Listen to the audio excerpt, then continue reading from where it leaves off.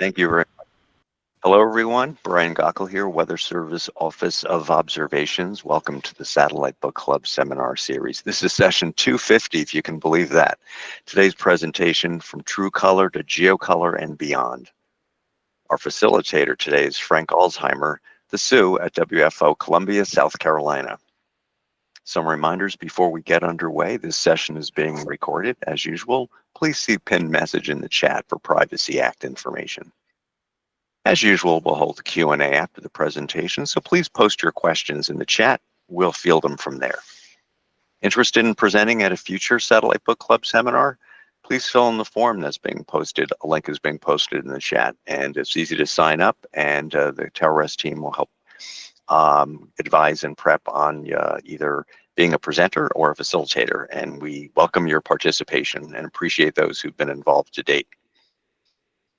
If you have any feedback on our session, there's also a place in the chat for a form to provide your feedback, so feel free. We always want to hear what you have to say and welcome your suggestions. Training assistance is available, whether for offline training or for the preparation of a future book club seminar. Please contact Ross Van Til of the OCLO. Thanks to the OCLO, the Geo and Leo programs for their support of the TALRES team and the Satellite Book Club seminar series. And now let's introduce today's SBC presenter. Curtis Seaman is a research scientist at the Cooperative Institute for Research in the Atmosphere, CIRA, at Colorado State University. He's a member of NOAA's VIIRS the GOES-R Algorithm Working Group, AWG imagery team, and the non-federal lead of the MetImage imagery team. That's imager coming on the MEDOP second generation, that first of which just launched. He's been involved in the post-launch checkout and evaluation of imagery from 3 different VIIRS instruments, and all 4 GOES-R ABI, Advanced Baseline Imager instruments. For almost 15 years, he has supported NOAA's LEO and GEO programs by developing new and novel satellite imagery products for the detection and monitoring of environmental hazards, including wildfires, snow, ice, clouds, and aerosols. And he works with a variety of groups to provide this imagery to users. He also manages and produces the majority of imagery on CIRA Slider website. I'm a big user of that, and a widely popular resource for global satellite imagery in near real time, something I consult regularly. With that, well, Curtis, welcome to the Satellite Book Club. The floor is yours. All right, thank you for that introduction, and thank you for giving me the opportunity to speak to you today. So the focus of my talk is going to be on recent adjustments we have made to the original GeoColor algorithm, but also highlighting some new variations of GeoColor that we call advanced GeoColor products that are designed to address some of the limitations of the original GeoColor. And you can go to the next slide. So first, I want to start off with a little bit of a history lesson. So this story actually starts back in the mid-1960s when we saw the launch of the very first applications technology satellite, ATS-1, in 1966, which was our first geostationary satellite. And if you click next, this is right around the time that color television sets became popular in the United States. And so they were able to take this new technology and apply it to ATS-3. So next slide. And so ATS-3 launched a year later in 1967 and was the first geostationary satellite to offer a full color view of the planet that we live on. Unfortunately, this true color capability only lasted a couple of months because there were issues with the blue band and the red wavelength visible band. So for most of its life, ATS-3 only provided single channel visible imagery out of the green band. And next. So then for a long time, nothing happened. You know, satellite programs viewed true color imagery as more of a novelty rather than a necessity. Next slide. In the meantime, we have had true color capability on a wide variety of polar orbiting imagers, such as the VIIRS image that you see here, but also a lot of non-operational imagers like MODIS and Landsat. Next slide. But it wasn't until 2014, so about 10 years ago, that we saw the return of true color capability to geostationary satellites. So the advanced Himawari imager on Himawari 8 was the first one to have red, green, and blue wavelength visible bands. But one of the things that we noticed when we first started looking at this imagery 10 years ago is that the true color imagery didn't look right. It doesn't look like what we're used to seeing from MODIS and VIIRS. And the first thing you'll notice, the atmosphere looks kind of hazy. So we can clean up the atmospheric scattering and click next to get a clearer picture of the Earth's surface. And now you can really see that the Earth's surface doesn't look quite right. You know, in Southeast Asia, where it's a lot of jungle out there, the Earth looks pretty brown, and Australia looks much redder than we're used to seeing. And it turns out that this is an issue with the green band on Himawari. So click next. You know, this green band is offset from VIIRS and MODIS. And next, we're going to zoom in on Eastern Australia here on the next slide. So here's a VIIRS image showing Eastern Australia. You can see there's plenty of green vegetation along the east coast there. And if you click next, you can compare that to the Himawari image from the same time. And of course, with Himawari, the vegetation looks too brown and the deserts look too red. So next, as it turns out, this green band on Himawari is centered at 510 nanometers, and it misses the peak in reflectance of chlorophyll, which is at 555 nanometers. And chlorophyll is what makes vegetation appear green. So the MODIS and VIIRS bands are centered right on this reflectance peak. But Himawari and the other geostationary satellites now that have a green band have this similar 510 nanometer offset. So next.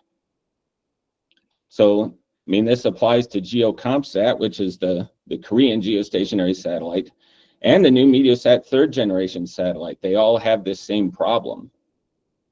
So next slide. So our solution to this was to come up with what we call hybrid green. So this is a blending of the native green band and the veggie band, the 856 nanometer band, where vegetation is its most reflective. And so by blending in a fixed percentage of the veggie band with the native green band, we can boost up the green of the vegetation and also boost up the reflectance of soil to match VIIRS and MODIS more closely without having too much impact on other features in the scene like clouds or the ocean. So next slide. Yeah, you can click next. So we've taken this original uncorrected Himawari true color image based on the native red, green, and blue bands to next to this more vivid true color that is designed to match MODIS and VIIRS. And it includes a correction for atmospheric scattering. And now we have a very vibrant view of the Earth once again. So next slide. Of course, as you're probably all aware, the ABI on the GOES-R series satellites does not have a green band. And so we have to synthesize it. And how this works is we take the relationship between the blue, green, red, and veggie bands on Himawari and use that relationship to predict what the green value on ABI should be given what we observe in the blue, red, and veggie bands. And that gives us a synthesized 510 nanometer green band for ABI. And then we apply the hybrid green algorithm to boost up the green and once again match MODIS and VIIRS. And so this is what is running now for all the GOES imagery that you've seen. Next slide. So a little less than 2 years ago is when EUMETSAT launched the first Meteosat third generation satellite. And so we worked very closely with the Europeans to make sure that they would have high quality true color imagery from the new FCI imager. As I mentioned, it has a similar 510 nanometer green band. And one of the things that they did was take our hybrid green approach and modify it one step further. So instead of being a fixed percentage of the veggie band and a fixed percentage of the native green band, they do a sliding percentage that's based on the value of the normalized difference vegetation index, or NDVI, to give an extra boost to the green right where you have healthy vegetation. And that is what they used to create the first light image for the new FCI on Meteosat 12. Next slide. And so we like this approach so much that we now apply it to Himawari imagery and to GeoComsat imagery. So all the true color imagery that you see on our slider website uses this new NDVI-based hybrid green approach. Next slide. So I've spent a lot of time talking about true color when the focus of this talk is really on GeoColor. And I mean, one of the reasons for that is that true color is a key component of GeoColor, but it's more than that. It's the most basic form of RGB composite, because the red, green, and blue components of the image are the red, green, and blue wavelength visible bands. And it's designed to replicate how the human eye responds to color. And so it's a very intuitive form of imagery. But it does have a very specific operational value, and that is the ability to detect aerosols during the daytime. So I'll just show a few examples here to highlight this fact. So that the image that you see here on the right is a MODIS image from 10 or 15 years ago, where there were a number of fires in Southern California. And with the single channel visible imagery, with the hotspots plotted on top, you can see there is quite a bit of smoke being blown out over the Pacific Ocean. But if you advance forward, next, to the true color image, you can see that there are actually a couple of dust plumes mixed in with that smoke as well, that you'd never be able to identify with the single channel visible imagery alone. But here with true color, the dust stands out in these brownish colors compared to the bluish gray of the smoke plumes. Next. And here's another example looking off the coast of France, where there's something out over the water possibly. You know, is this a weird pollution plume with some kind of smoke or ash or haze, or a funny looking cloud? It's hard to tell with the single channel visible imagery, but if you click next and see the true color imagery, now it becomes obvious this is a phytoplankton bloom. So something for mariners to be aware of more so than pilots. And next. And a final example here from the ABI, looking at single channel visible imagery over the Midwest. It's hard to tell where the smoke is in this imagery.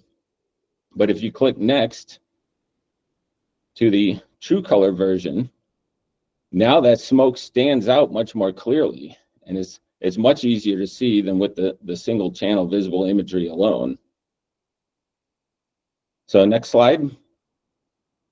So this brings us to GeoColor.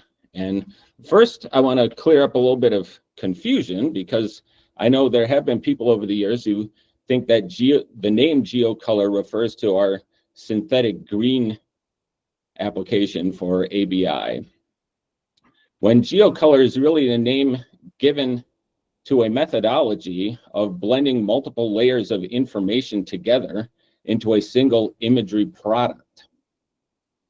So GeoColor starts with a nighttime landmass and city lights layer. So next. So this is what that nighttime land layer looks like. And then next, on top of that, we add a low cloud layer that's based on the legacy fog product. You know, the brightness temperature difference between the long wave infrared and the mid wave infrared to highlight low clouds at night. Then next, on top of that, we have a high cloud layer that is based on the long wave infrared that scales high clouds in grayscale. Then next, during the daytime, we have our true color component. And next, we blend all these layers together with a day-night blending factor that's based on the solar zenith angle. Next. And that brings everything together into the single composite known as GeoColor. And GeoColor is designed first and foremost to be a useful product around the clock. Of course, true color imagery only works during the daytime, so you need to have a way to be able to view the Earth at night as well. Next slide. And you know, GeoColor is great for just general situational awareness. And as I've been saying, it's the true color component of GeoColor is the best product out there for detecting smoke and other aerosols during the daytime. Next slide. One of the biggest complaints we've had about GeoColor over the years is related to that transition zone of how the daytime side is blended with the nighttime side of the imagery. And I've even gotten that complaint from my parents saying, hey, how come your satellite makes it look like it's nighttime outside when I can look out the window and see the sun is still above the horizon? And so one of the things that we've done in recent months is adjust this twilight zone. So here's the original version, and if you click forward, you'll see the adjusted version extends the daytime side of GeoColor much closer to the terminator zone. And if you can toggle back and forth, you can pick out your favorite city, like Atlanta or Memphis or St. Louis, and see the difference that it makes, you know, comparing the new algorithm to the original. And what this does is bring in about an extra hour of daytime to the imagery at least in the winter months. This is a January example from last winter. And so having an extra hour of daytime in GeoColor is pretty significant. Next slide. Another complaint we've gotten over the years with GeoColor has to do with the low cloud layer at night. That the legacy fog product doesn't do as good as some other products. And a product that has gained some traction at the National Hurricane Center is ProxyVis. So this was developed here at CIRA by Galina Chirakova, and I know she gave a satellite book club seminar a couple years ago on ProxyVis. And basically ProxyVis is a method for blending infrared bands together and scaling them to replicate visible imagery at night. So it's trained based on the VIIRS day-night band.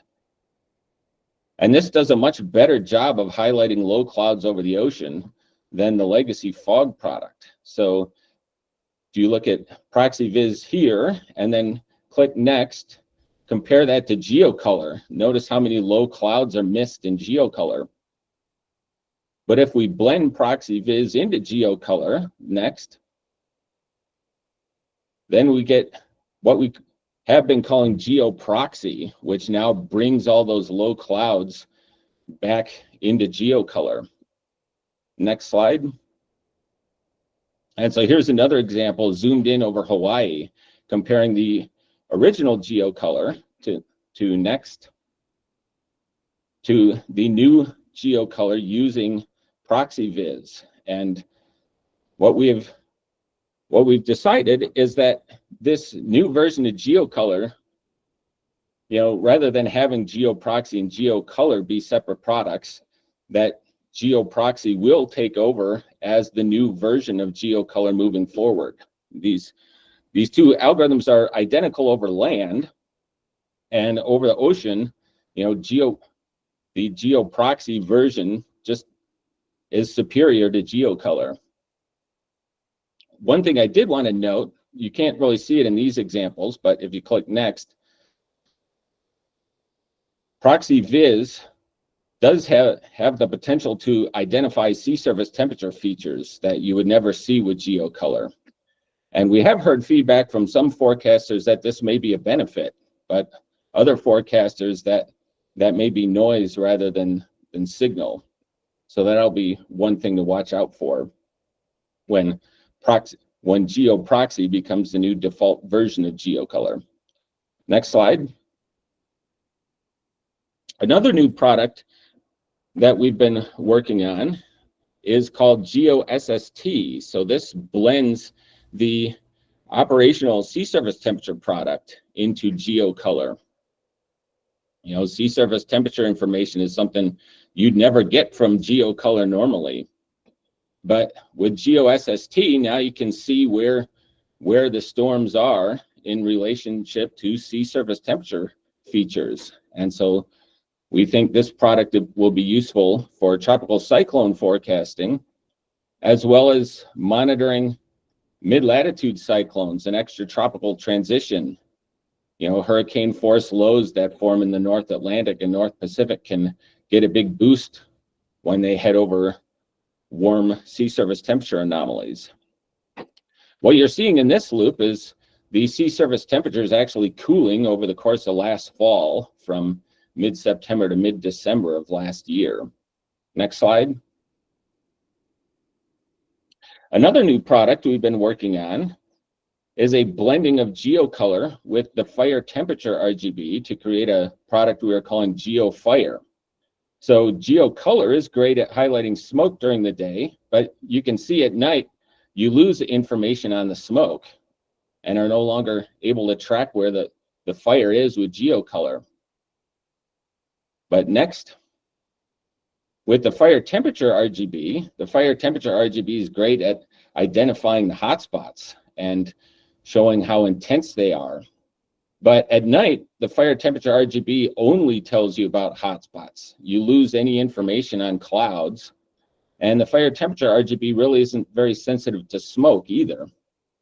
But next, if we blend these two products together, now we can take the best of both of them. So you get the hotspot identification and fire intensity information from the fire temperature RGB, but you get the smoke and the cloud information from GeoColor. And next, the other thing to point out is at night, because we have that city lights information in GeoColor, with GeoFire, you can now see how close those fires are to infrastructure that needs to be protected. Next slide. And one more example to drive this point home. These are the very high impact fires in the LA area from last January. And again, at night, the fire temperature RGB gives you no information except where the fires are and how intense they are. But GeoColor shows a series of high clouds moving in that will eventually obscure some of these fires. And just looking at the fire temperature RGB alone, you'd never know were those fires being obscured by clouds or were they actually weakening in intensity. But if you go to the next slide, now we see GeoFire. And again, we see the smoke from GeoColor, the hotspots from the fire temperature RGB. And now we can track the clouds at night and we can see where these fires are relative to the LA metro area. Next slide.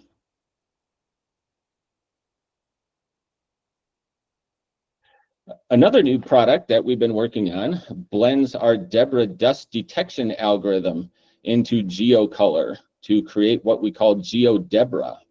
So for those who don't know, DEBRA stands for the Dynamic Enhanced Background Reduction Algorithm. And this is an algorithm specifically designed to highlight dust over very dust-colored backgrounds. So you reduce the background in order to enhance the signal of the dust. And so DEBRA has always highlighted dust in vivid yellow colors. And you can see when we port that into GeoColor, now the dust really stands out quite clearly against the dust-colored background of southern New Mexico and West Texas. And because we have the true color component during the day, you can see where the vegetation is, and you can see other surface features much more clearly with the true color background than you can with the monochromatic visible background that was part of the original DEBRA algorithm. Next slide. The final product I want to highlight is based on our snow cloud layers product. So this is a product we have been sending through the LDM to select forecast offices for several years now. And this product is designed to highlight snow and ice in white while highlighting low clouds in yellow and high clouds in magenta colors.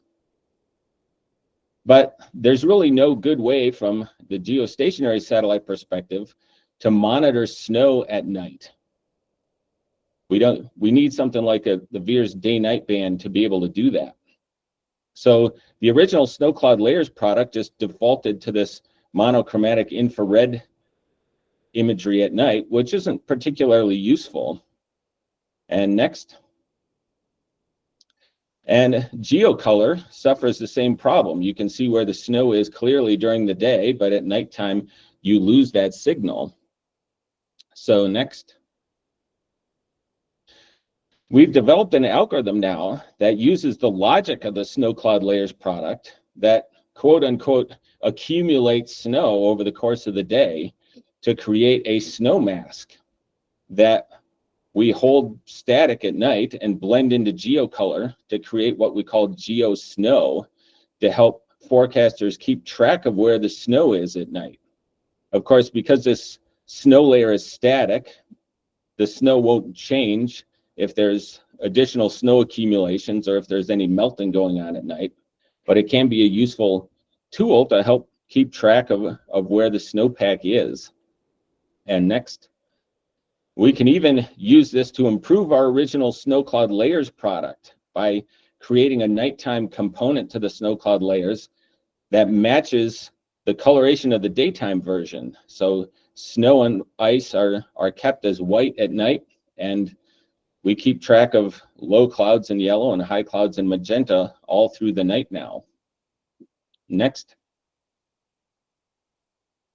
So finally, I wanted to show off a few more examples from a very high impact event this past spring. So many of you may remember the storm on March 14th that marched across the center of the country. And just with GeoColor alone, you can see how much dust got kicked up over the southern plains. And this led to a 71-car pileup on I-70 in western Kansas that led to 8 fatalities, unfortunately. If you look toward the end of the loop, you can see a number of smoke plumes show up in the dust over Oklahoma. And there were over 130 fires just in Oklahoma alone that burned over 170,000 acres and led to 4 fatalities. You can also see the 2 different lines of severe convection that formed on this day that led to 95 tornadoes and 16 more fatalities. And next slide. Here's how this same scene looks with GeoDebra, again, making that dust stand out much more vividly. And then next. This is how the scene looks with GeoFire. And even at this zoomed out scale, you can see all the hotspots showing up over Oklahoma. And next slide. If we zoom in here, we can directly compare GeoFire with an RGB product that was designed specifically for these kinds of cases, which is the GeoFire RGB, which is what you see on the right-hand side.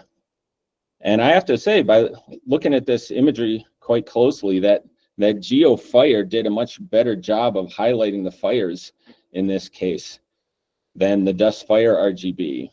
And it is debatable which one does the better job of highlighting the dust. Of course, GeoColor also gives you some information on smoke as well. So next slide. So just to wrap up here, hopefully I've made the point that true color imagery provides a lot more information than monochromatic visible imagery. And it's the best RGB for detecting smoke and other aerosols during the daytime.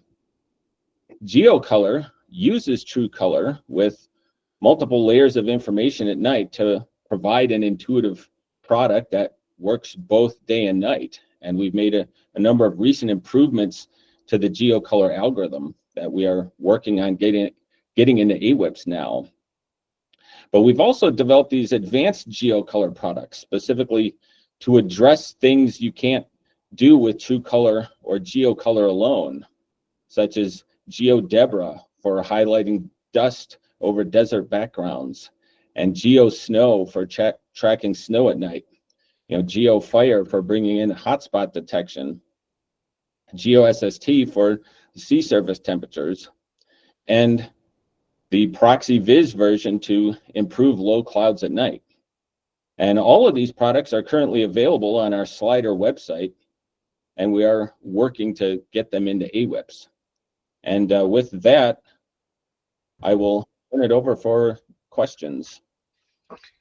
Thanks so much, Curtis. That was a great presentation. I know we here in Columbia are big users of the GeoColor product that we do get into AWIPS. I'm sure the audience has some questions after seeing all that really neat stuff that you all are doing. Need to touch on a couple of things first. To view the facilitator and presenters during the Q&A, please change your layout from tiled to hide tiles without video. Also want to introduce what we're going to have next week. In 1 week, on Thursday, September 11th, we can go to the next slide. At 12 p.m., Erica McGrath-Spangler will present on numerical simulation experiments with satellite data, otherwise known as OSSIs. Now, in addition, if you have questions about the SBC or any kind of satellite products, please contact Sheila Kupai from the Tower S team, and her email is there on the slide. They're also in Slack on the Tower S channel. So let's get to some audience questions here. Again, if you have any questions, please feel free to type them into the Google chat, and we will go through them in order. So the first question I have for you, taking facilitator's prerogative here, is you mentioned a couple times about AWIPS. AWIPS is still our gold standard way in the NWS of getting these products. What does the timeline look like for getting both the more advanced GeoColor as well as these other new products that you showed us during this presentation?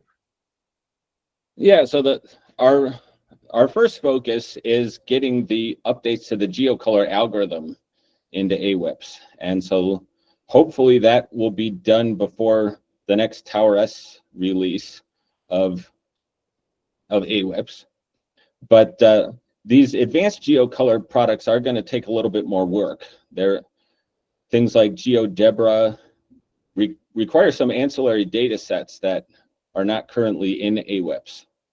And we've also been in discussion as to whether or not we want them as separate products, or if we just want to extract that particular layer of information. So have the Debra dust be its own layer that you could then plop on top of any other product instead of making it a default part of GeoDebra, for example. And so there's still some decisions to be made there. And we we welcome any feedback on that, or products that we should prioritize. Yeah, thanks, Curtis. I know obviously we're in the process of changing to this more in the cloud type of functionality for AWIPS as well. So I imagine that figures into the whole equation, but thanks for answering that. I got a couple of questions here in the chat we'll start asking. Great to see all the GeoColor products. How do you feel NWS forecasters could or should leverage the variety of those advanced GeoColor products along with RGBs? For example, do you think they can replace some of the more basic RGBs, or did they fill an additional operational need? That question's from Kevin to you. I think it is going to be very situational, and certainly, you know, forecasters in Florida probably aren't going to care about GeoSnow, for example. But you know, if you do have marine interests, you know, then GeoSST might be a very valuable product for you. And whether it comes to using GeoColor or RGBs, I think a lot of times that it comes down to preference. And you know, some products have a color that, you know, just responds to your eye, and so, you know, it always comes down to which one catches your attention more, and you know, which one are you most comfortable using. But there are situations where I think GeoFire, for example, can add some value over some of the Fire RGBs, for example. And I think Deborah does do a better job of highlighting dust than the original dust RGB, but it always comes down to personal preference. Yeah, I know as somebody who's color vision deficient that I look at RGBs, for instance, when I'm out on AWIPS, and I'm looking at ones that nobody else is looking at, but they stand out to me and make it easier for me to do my job. So I always believe the more options, the better. Of course, we know there's restrictions on things with bandwidth and stuff, but I tend to agree that they're all useful depending on who it is that's actually using the product. Kind of along a similar vein in training, TJ asks, are there quick guides available for these new and awesome products?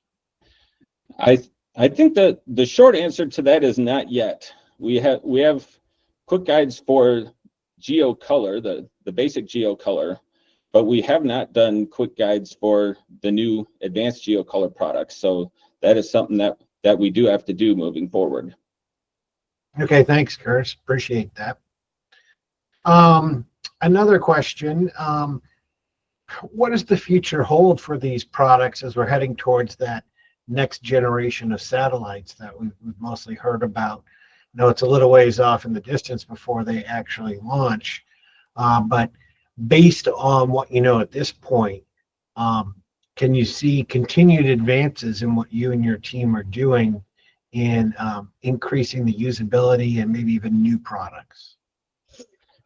Yeah, so the first thing that I will say is we did hear from the Japanese that their next generation Himawari 10 is going to have a more Veers and Modus like green band on it. So they are moving away from what we've always thought of as the wrong green band to the right one. But unfortunately, we were not able to get that into GeoXO. So GeoXO is going to be very ABI-like in that it will not have the green band. And so one of the things that we are working on now, just starting on, is looking at AI and machine learning methods to try to improve the true color component. We now have 3 different geostationary satellites out there that are providing, you know, the red, green, and blue bands, and we're hoping to leverage that with machine learning to improve true color moving forward for GeoXO. And if the audience does have ideas for new products that they would like to see, we can always be working on them in, for the future that will work with these next generation satellites.